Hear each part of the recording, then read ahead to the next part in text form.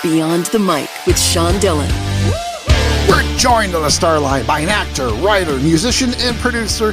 He has an irrational fear of people singing at him, and his latest film, The Enormity of Life, is on digital video on demand right now. We welcome either Franklin or Bash. I can never figure out who is who. Actor Breckin Meyer. Thank you so much. I also still don't know which one I played. I think I was the ampersand. Breckin, let's go beyond the mic. You've written for comedy and done countless movies. The Enormity of Life tackles family issues, PTSD, suicide, mass shootings, humanity. It's a heavy movie. As executive producer, this project was important to you, but why? What was important to me was, as an actor, when I got the script, it was a really interesting story. It was one of those scripts that are rare, where every page you want to turn and see where it's going. You have no idea where it's going, but you're dying to know. And it has a very interesting ending to the movie, which part of the reason I came on as a producer was to guarantee we kind of stayed true to that. And Eric, the director, Eric Swinderman, and the writer-director, we were on the same page. And so coming on board as a producer was just, again, to guarantee that we take care of the project, kind of like having more ownership, not financially, but just as, it's our baby. So we just wanted to kind of make sure we set it up for the best future it could have, so to speak. The Enormity of Life tackles such dark topics, yet drops in that humor, like a scene ordering at the fast food restaurant. How hard was it seeing the first cut of the movie where you don't want it to be too dark, you don't want it to be too comedic, but you have to drop some levity in? Yeah, I think, in our darkest hours when people are the most depressed, it's kind of like the best thing that shakes you out of it is to kind of, forgive me, taking the piss out of it and laughing at it and being able to laugh at it. And that's one of the things I think Casey gets from this young woman and her small kid, played by Emily Kinney and Giselle Eisenberg, is that, all right, if I can't help myself right now because I'm kind of incapable, then let me help someone else. And maybe that'll come back around. And he's left some money from a passed away aunt. And he decides money doesn't make me feel any pleasure, but it can absolutely help out this young woman and her kid. So maybe in turn, that'll help me pay it forward. And they go on this, forgive me for saying this, they go on a road trip. Oh no. And they have a very different type of road trip than I had before.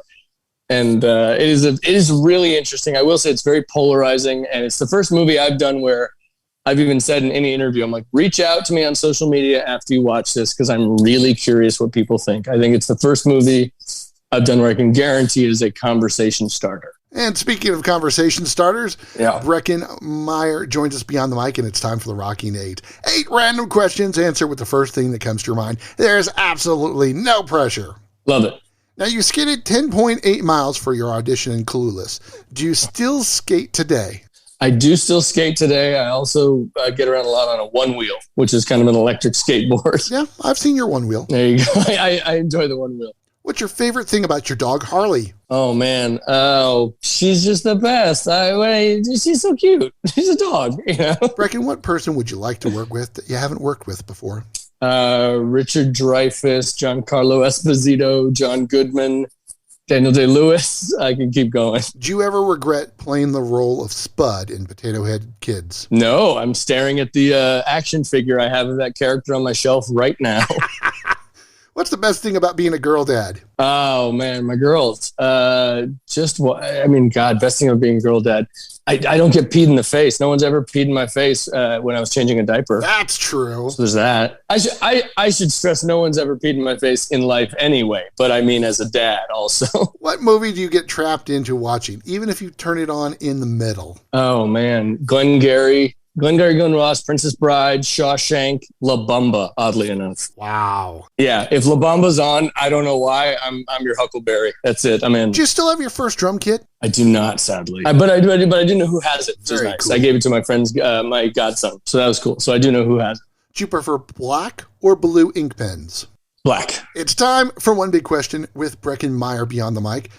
Breckin, how did the pandemic change the way that you look at acting? Oh, man, it made me embrace pre-pandemic cruise and the family. It made me relish and miss the family that you get to have on sets because, again, with COVID restrictions, it's face masks and it's, you can work with someone for 6 weeks and not know what they look like. And that's unfortunately, that's one of the crappier things about the pandemic among all the other crappy things. But as far as my job goes, you lose a little bit of that fun camaraderie. You lose a little bit of that, which hopefully we're getting back now. Is hopefully. Who influenced your life and acting? And you can't say Mark Paul. Michael Keaton. Why? I've always been a giant fan of his. I love that he was the first guy I recognized who just jumped from comedy to drama back and forth.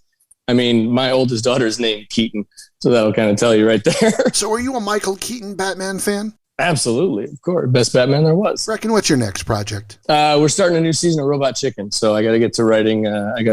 Action figure lines, and that never ends. No, that's evergreen. So that'll be my fun day job until they rip me away from it. Talk about working with this incredibly special cast. I'd never worked with Emily Kinney before, but I was a big Walking Dead fan, and I knew her as Beth very well. So when they said Emily was on board, I was like, fantastic. And then Giselle Eisenberg, who is, not to sound too flowery, is just a ridiculous revelation of a young actress. She's just so darn good. And, when you're doing a movie like that, it's the three of us and we're locked in a car for most of the movie, and you get to know each other and you form this bond. It's a really kind of fun, dysfunctional family, which mirrors the movie, which is about this dysfunctional family going on a road trip. We all have a dysfunctional family in one way or another. He likes black ink, and don't start La Bamba if you want him to leave. He needs you to see The Enormity of Life, available on video on demand. Breckin Meyer, thanks for taking the time to talk with us today. Thank you, Sean. And that, my friends, is a Beyond the Mic shortcut.